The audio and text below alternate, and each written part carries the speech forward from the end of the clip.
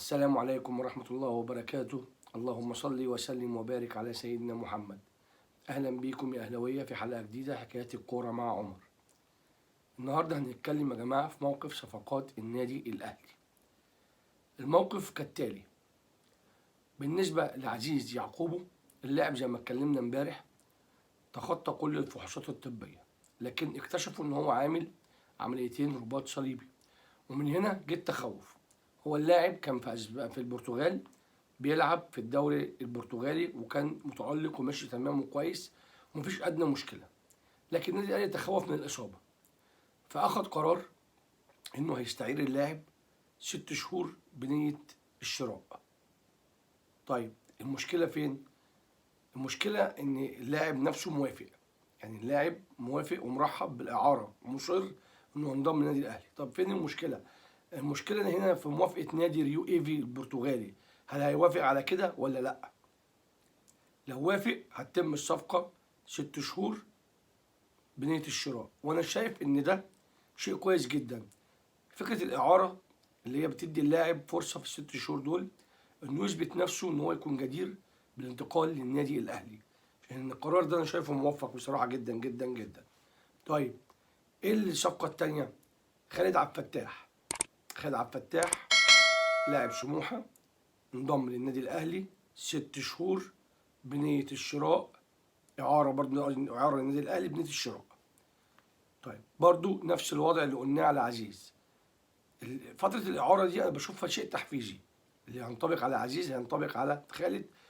اللي عايز يكمل في النادي الأهلي يثبت نفسه، قدامكم فرصة 6 شهور تثبتوا إن أنتوا جديرين بارتداء فانيلة النادي الأهلي.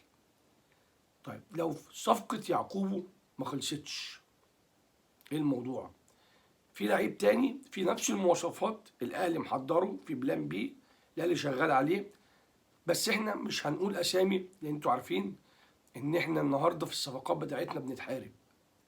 لكن في صفقة بنفس المواصفات بتاعت عزيز ونفس المهارات والإمكانيات، بلان بي موجودة لو نادي ريو إيفي ما قبلش بالكلام ده. طيب في مين تاني؟ في كريستو، دي خلصانة اتكلمنا فيها قبل كده، دي خلصانة. في مروان عطية. مروان عطية موقفه كالتالي يا جماعة: اللاعب أبدى رغبة للنادي الأهلي، رغبة وأولى وتانية وتالتة لحد ما تعدوا. طب الموضوع فين؟ نادي الاتحاد السكندري طالب 25 مليون جنيه واتنين لعيبة بيع من النادي الأهلي. طبعا النادي الأهلي طلب تخفيض المبلغ واتنين لعيبة إعارة وليس بيع. هنشوف. عايزين نتكلم بقى في موضوع تاني خالص. النقطة التانية عايزين نتكلم فيها: النهارده الزمالك كان بيلعب مع الداخلية، الدنيا هاجت وماجت وقالوا التحكيم واتظلمنا ولينا ضربة جزاء. طب أجيكم البيت شعر بقى. هدف التعادل لنادي الزمالك مش هدف. ليه بقى؟ الكرة اللي جه منها الهدف أصلا مش كورنر. طيب لما جابوا الحكام بيسألوهم قال لك ما هو أصل ما ينفعش الفار يتدخل بعد استئناف اللعب، يعني الهدف كهدف صحيح، لكن اللعبة اللي جه منها الهدف مش صحيحة، ما ينفعش نتدخل بعد استئناف اللعب. طب أفكركم بواقعة بقى زي دي: ماتش الأهلي وفاركو السنة اللي فاتت، الأهلي جاب هدف والفار تدخل ولغى الهدف. طب يا فار لغيت الهدف ليه؟ قال لك أصل الكورة كانت فاول من نص الملعب، يعني الكورة كانت فاول في نص الملعب وتم استئناف اللعب وجه منها هدف والفار تدخل، يعني يقدر يتدخل بعد استئناف اللعب. ما انت دخلت هنا بعد استئناف اللعب ولغيت هدف، ما اتدخلتش ليه هنا ولغيت هدف التعادل بتاع الزمالك النهارده في الداخليه؟ بصراحه يعني انا وضعي مش فاهمه. وبيطلعوا يعيطوا ويصوتوا ويلطموا ويقول لك ما بناخدش حقنا والظلم. ظلم ايه؟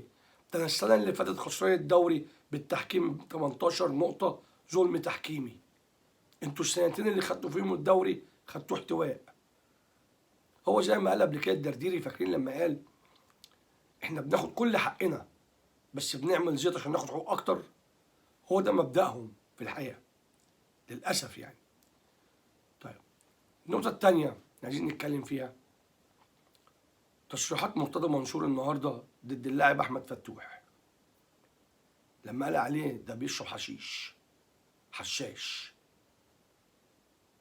مفيش حد مسؤول تصرفات رئيس نادي يكون مسؤول يطلع تصريح زي دوت. طيب هي الفكره فين بقى؟ هو ليه قال كده؟ احمد فتوح مش عايز يعدل في العقد بتاعه مع نادي الزمالك، عقده ينتهي بنهايه الموسم ومش عايز يعدل العقد. وكان في قبل ماتش النهارده قبلها بيوم كان في خناقه عشان تعديل العقد. بالمناسبه مش فتوح لوحده، امام عاشور مش عايز يعدل.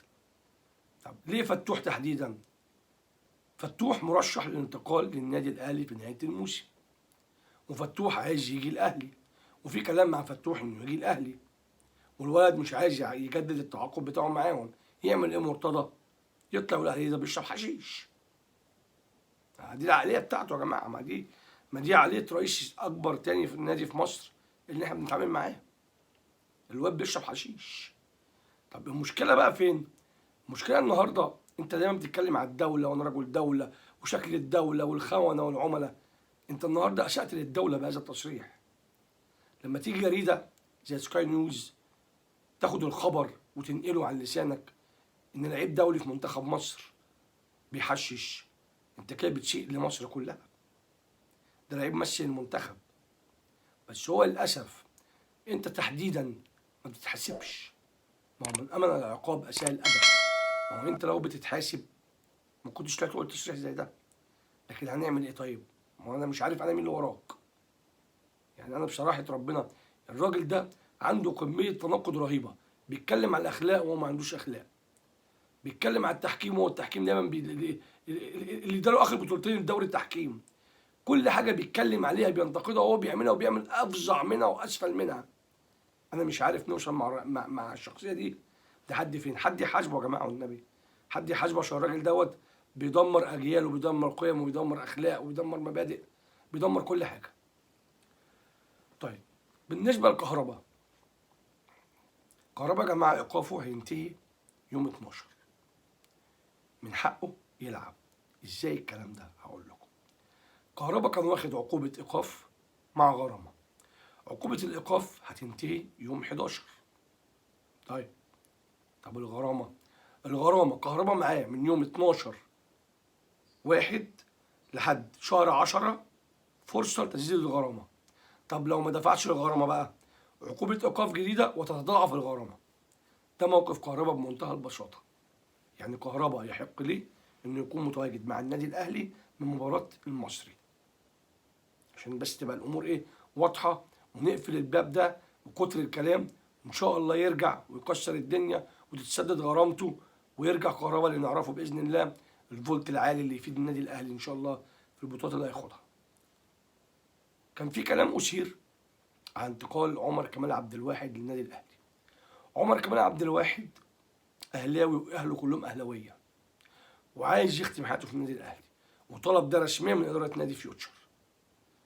بس هو هنا في حاجه، لما جم بصوا في الصفقه عمر كمال لعب في الكونفدراليه، لعب افريقيا، فهو مش هيفيد الاهلي افريقيا برضه. فالصفقه ممكن تتاجل لنهايه السيزون. لكن هو عمر كمال في اهتمامات النادي الاهلي، والنادي فيوتشر ما عندوش مانع، بس طالبين يكمل الموسم مع نادي فيوتشر عشان البطوله الافريقيه. وفي نفس الوقت النادي الاهلي عايز يشوف مدى تاقلم خالد عبد الفتاح مع محمد هاني، عوده اكرم. وان كان اكرم تحديدا انا شايفه جوكر. اكرم ممكن نستغله في نص الملعب، يلعب 8 يلعب 6. اكرم بسم الله ما شاء الله عليه، ربنا يرجعه بالف سلامه. وشايف ان وجوده هيكون مفيد جدا. يعني يبقى عندي اكرم، خالد، هاني، وهو معاهم. اي نادي في الدنيا بيبقى عنده في المركز بتاعه لاعب واثنين وثلاثه واربعه. فانا شايف انها هيكون صفقه رابحه جدا جدا جدا جدا للنادي الاهلي. بس هي هتتاجل لاخر السنه. ده توقعي الشخصي، ما نعرفش بكره ممكن يحصل ايه. طيب انا ليا طلب بقى عند اداره النادي الاهلي. انا عايز كريم الدبيس، عبد الرحمن رشدان، محمد مغربي، مصطفى سعد، ميسي، عايزهم ياخدوا فرص. نادي الزمالك لما ادى فرص لحسام عبد المجيد ونيمار وسيف فاروق جعفر واسامه نبيه ظهروا، خدوا لمعوا. احنا مش اقل منهم. احنا عندنا لعيبه مستواهم عالي جدا. الدبيس ده باك شمال ممتاز، انا شايف انه ممكن يكون بديل ممتاز لعلي معلول. بدل ما احنا بندور بره ومحتارين، عندي ولادي انا ممكن اديهم الفرصه وادفع بيهم. يعني انا شايف ان ده يعني اللعيبه دي لازم تاخد فرصه. يعني حته ان انا اجيب اللعيب واحطه جنبي وارجع ابيعه وارجع اشتري تاني، يا جماعه يعني دي بتكلفنا احنا كتير. فنديله فرصه، قدر يستغلها اهلا وسهلا، ما قدرش يبقى خلاص فريق النادي الاهلي تقيل عليه. انا اتمنى ان رياضه الاهلي تركز في الجزئيه ديت. واسيبكم في رعايه الله وتصبحوا على خير. السلام عليكم.